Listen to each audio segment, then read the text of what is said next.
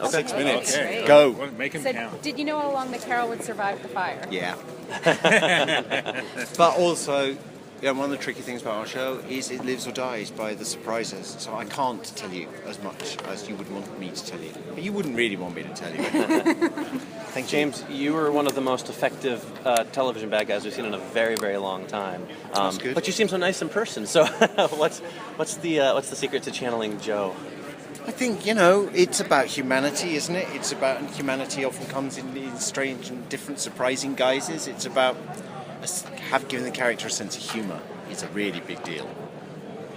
They're so often humourless. They're not funny. Right. And if they're not funny, then you don't really like them.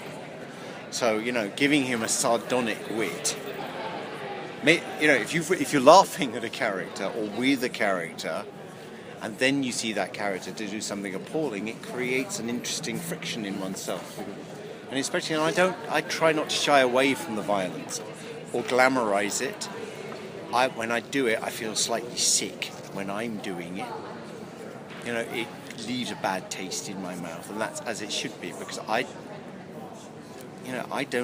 think when we're doing the violence on the show, we should be playing it for what it is, which is horrific and awful and unpleasant. Right.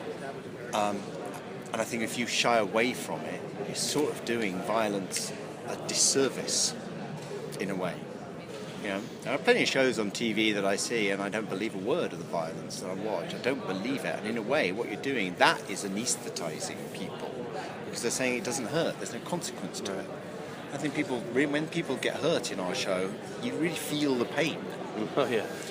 And actually, in a way, it's a really complicated conversation, this whole thing about violence on television. But I do think if you're going to show it properly and be honest about it, and don't shy away from it, because the other way is a lie. It's more comfortable to play the bad guys, since the bad guys they put up action on the stories. Sorry, I don't. It's more comfortable to play the bad guys once they put more action on the story.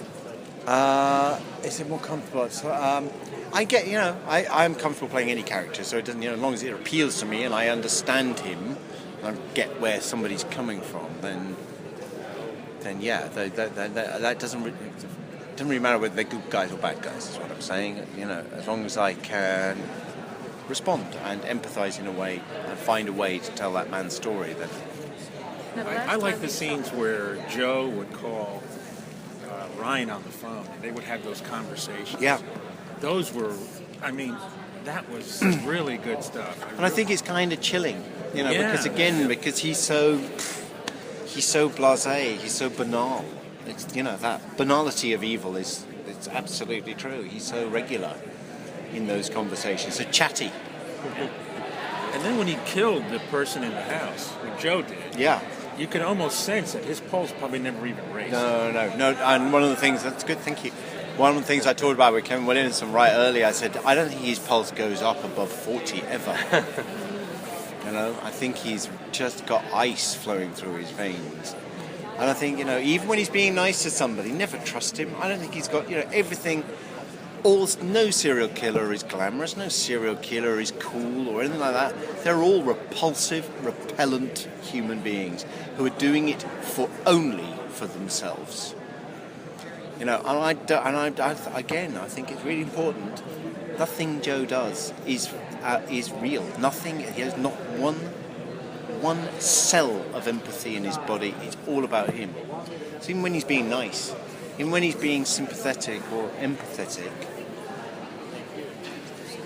I don't buy into the whole thing of making serial killers look cool on TV. I want people to feel sick when they're watching him, because that's what we should feel about serial killers.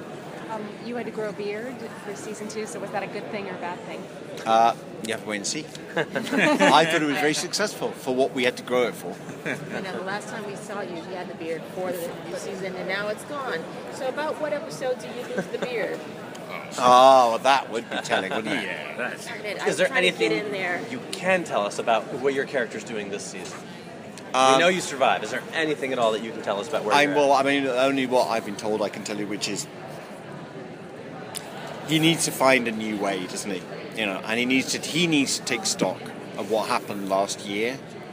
He needs to take stock of what his successes are, what his failures are. Is he really a writer? Right. Clearly not. Right. But so then, if he's not a writer, what is he?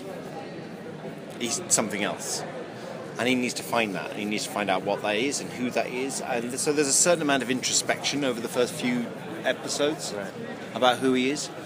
And we'll find out more about where he's going to go. But I do know we've got some really exciting shit coming up that we're going to be filming.